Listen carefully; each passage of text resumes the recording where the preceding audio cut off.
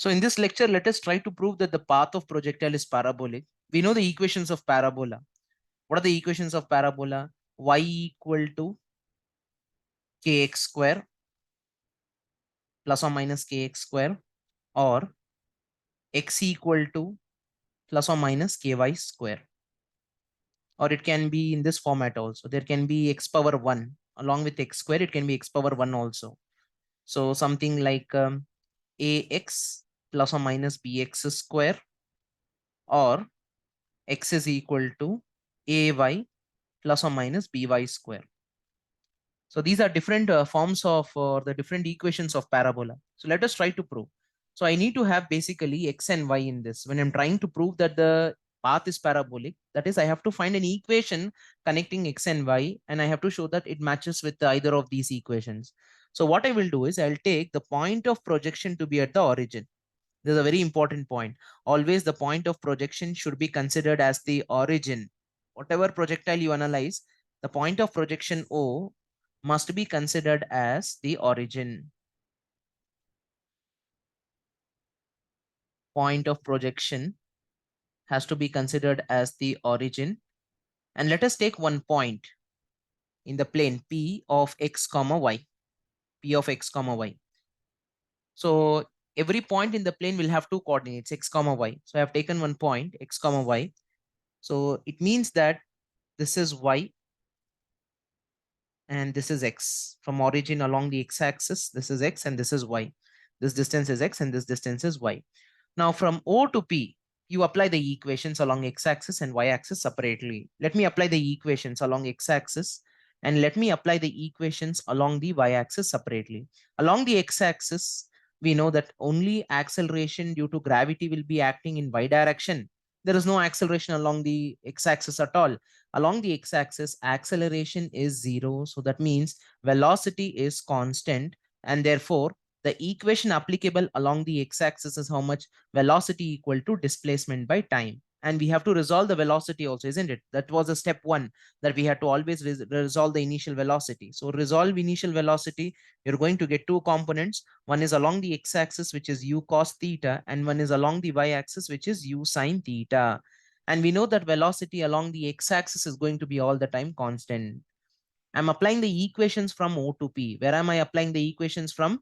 O to P, and I'm applying the equations along x-axis separately, and I will apply along the y-axis separately, because I told you in the concept videos in the introduction to projectile motion that we have to break up the projectile along the x and y separately. We have to analyze by applying the particular equations along x and y axis. So what is a velocity? What is a velocity along the x-axis? It is going to be constant all the time, and that is nothing but u cos theta is the velocity along the x-axis. How much is the displacement along the x-axis from O to P? Don't see the whole path.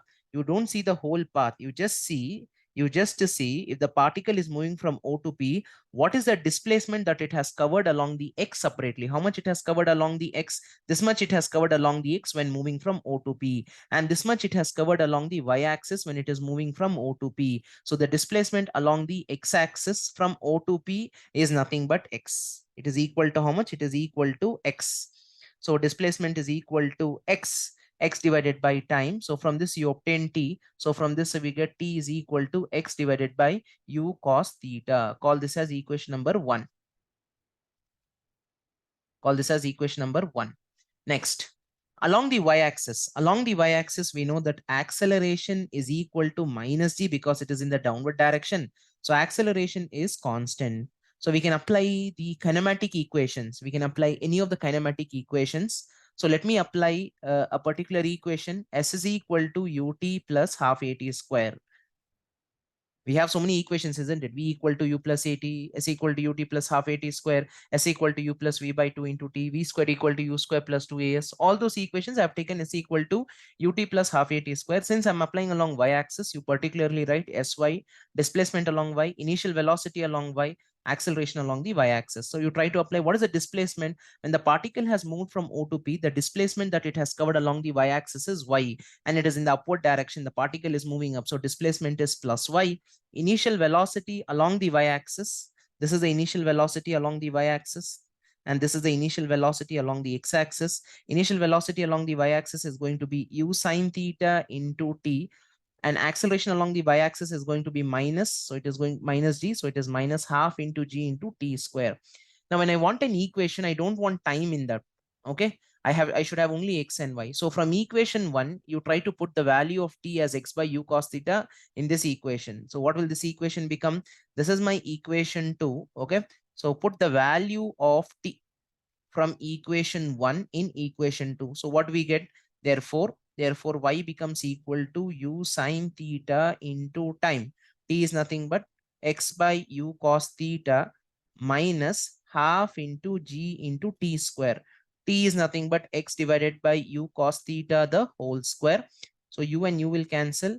So I'll get this as sine by cos, I'll get it as tan. So tan theta into x minus g divided by 2.